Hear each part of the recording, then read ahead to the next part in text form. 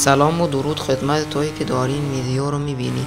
این ویدیو اولین ویدیو از چنل فونوکس و قراره تو این ویدیو نیت فور اسپید موست وانتد رو با کربن مقایسه کنیم.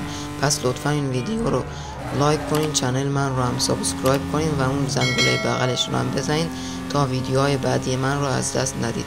پس بدون معطلی بریم سراغ ویدیو. خب اول از همه بریم سراغ مقایسه گرافیکشون. این گرافیک موست وانتد و اینم گرافیک کربونه.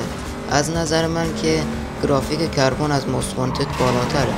نظر شما چیه؟ حتما تو کامنت ها برام بنویسین. حالا بریم شاپشون رو با هم مقایسه کنیم. توی شاپ موست وانتد شما هر آیتمی که دلتون بخواد و خریداری میکنین بدون اینکه بتونین سایزش رو و مکانش رو و چیزهای شبیه به این رو تغییر بدین.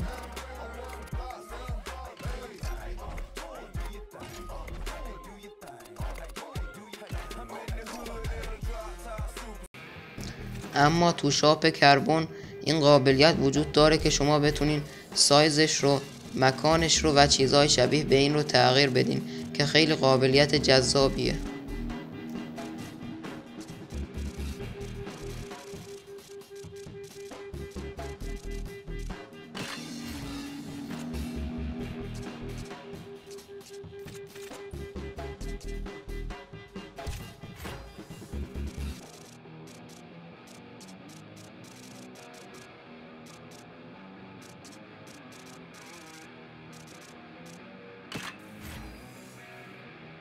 بزرگترین تفاوت این دو گیم اینه که موست وانتد محیطش روزه و کربن شبه که هر کدوم محیط منحصر به فرد خودشون رو دارن.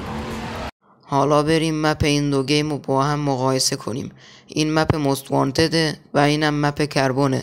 از نظر من مپ موست وانتد طبیعی تره، اما هر کدوم مپ منحصر به فرد خودشون رو دارن. اگه بخوایم گیم مودهاشون رو با هم مقایسه کنیم، کربن یه سری گیم مودهای داره که موست وانتد نداره، مثل این یکی گیم مود.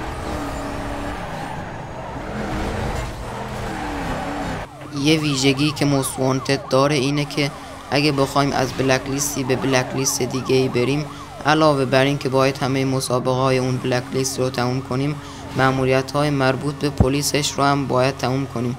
از نظر من که خیلی چیز خسته کننده ایه، شما رو نمیدونم. این دو گیم تفاوت‌های دیگه‌ای هم دارن که تو این ویدیو بهشون اشاره نشد. مثلا توی کربن میشه که برای خودتون یار کمکی انتخاب کنین که توی موست وانتد این ویژگی وجود نداره. امیدوارم که از این ویدیو خوشتون اومده باشه. تا ویدیوهای دیگر بدرود.